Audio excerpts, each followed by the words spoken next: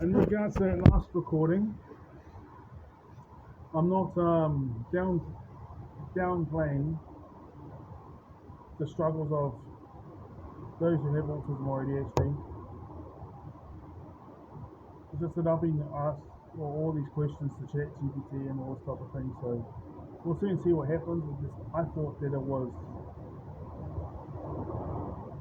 not normal to do a shift of work, have a couple of hours rest, and then go to the gym for an hour or whatever, for example, and basically if the kids want to play and stuff, not that I have kids, I wanted to have kids, I wanted to have 3 by the time I was 30. It didn't pan out, but I know I'll have kids. The right what I mean. Yeah. But apparently that's normal. But it's ChatGPT, and I'm still gonna go and have a, I was supposed to have meetings with the psychiatrist, but because of my job, there was no work in January, and there was no work in the first 2 weeks of February, and the meeting was on 13th, so obviously I had to postpone that. So we'll see what happens, but all I'm saying is it's real. But some people get it because of not get it, develop very similar traits, and it rings true to them when they see all the symptoms because their body has become adjusted to those symptoms too. But it's through abuse, and the other ones are just born and raised that way. Born, and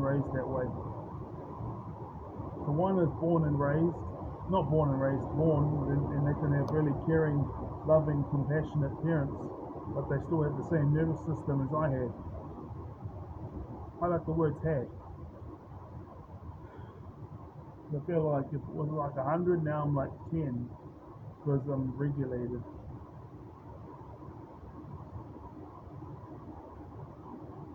Six years, no contact in June, but I still want to raise a family.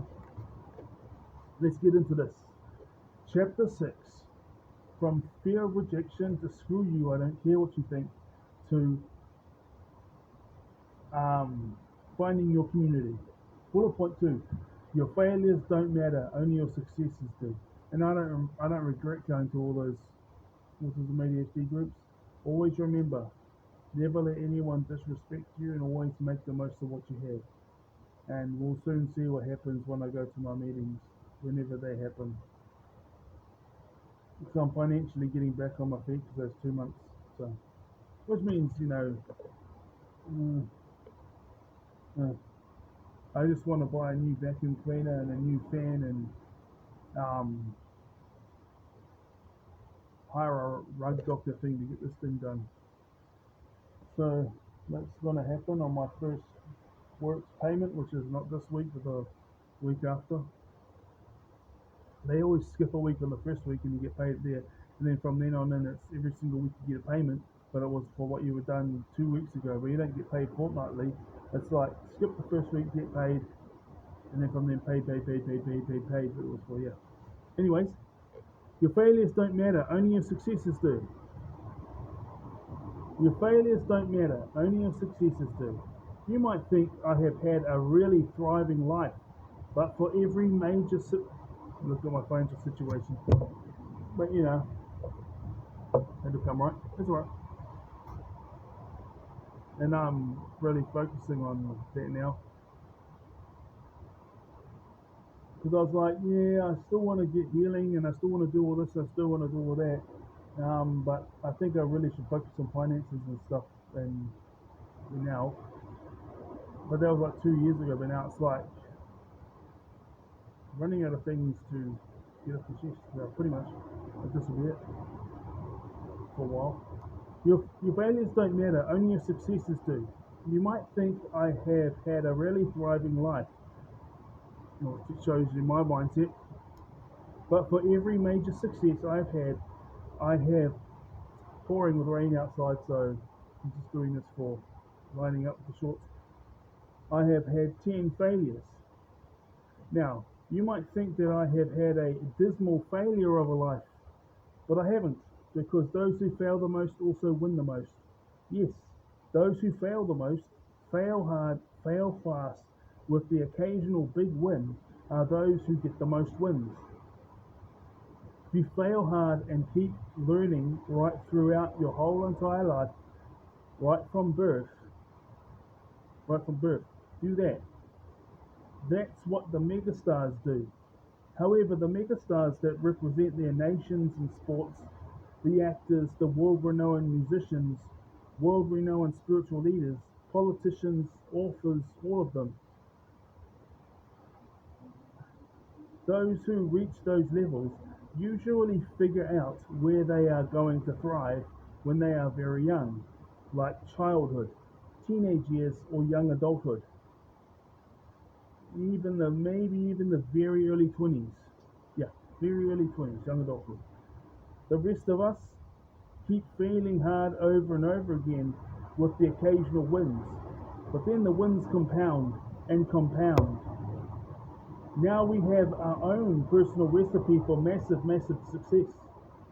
Now we hit our mid to late 30s, early 40s. We have pursued 100 or 120 major achievements. That's in the, yeah, just the number. Giving our absolute all. And yeah, we may have failed 108 achievements, but we achieved 12, and those 12 achievements are just 12 is this number. Those 12 achievements are big achievements, like graduating high school. This is naming stuff I've done, some of them, just some of them. Winning the Auckland Rugby League Championship twice, winning the Auckland Kapahaka Championship twice, graduating my bachelor's degree in Māori studies, getting a national certificate in youth studies, amongst other things. Even with my TikTok channel, a lot of swings and misses, but occasionally I hit a really big one. But it's okay, I'm visible, because I'm visible. And a lot of people view me as a success. I have people talking about topics I speak about on my TikTok and YouTube accounts when I see them uptown sometimes. They share their opinions with me about the topics I speak about when they see me out and about. Most people pursue impact most people pursue impact and an enduring legacy for generations to come once they have the money. For me, the legacy I want to leave is a legacy where it becomes that people like me are not the underdogs. I want to make it so that it becomes normal, or should I say, is normal for us all to make and maintain earning double the amount of the average person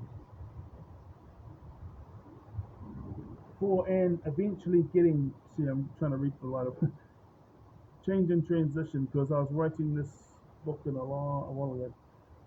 This chapter becomes normal, should I say. It's normal for us all to make and maintain earning double the amount the average person, pushing for and eventually getting triple the amount of the average person, the normal thing. Drawing, writing the bubble. And by the way, pretty much all, if not half, of your managers and even higher up bosses have the same story as me in regards to the experimental natures of our formative years, childhood, teenage years, young adulthood, late 20s, early 20s, mid 30s, and sometimes later 30s. The world-renowned trailblazers figure it out and get the results and maintain the results by their mid-20s at the latest. And they maintain it and sometimes even grow it. Eventually it dies down a bit once they hit their 40s or their 50s or their 50s at the latest. It starts going down. But they can live off their legacy. Look at all the superstars that are still performing songs they wrote 20 years ago. They're living off it and they have the right to. They created it. I also want people like me to love themselves and have high self-esteem. And thus project that high self-esteem outwards onto other people.